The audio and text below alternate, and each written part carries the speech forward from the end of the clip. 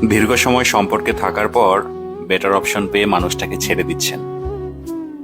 মানুষটা আপনার জন্য কান্না করে করে বালিশ ভেজাচ্ছে।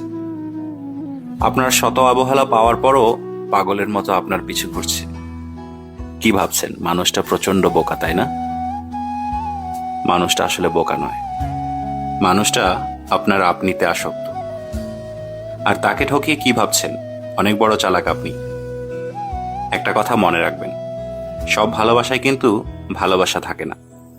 দেখবেন জীবনের কোনো এক পর্যায়ে বেটার মনে করে যেই মানুষের কাছে গেছেন, তার কাছে মাথা গোজার মতো ঠাঁই খুঁজে পাচ্ছেন না। আপনি যেমন করে আপনার ওই মানুষটিকে ভেঙে চুরমার করে দিয়েছেন, আপনার বর্তমান মানুষটিও আপনাকে ঠিক একইভাবে ভেঙে চুরমার করে দেবে।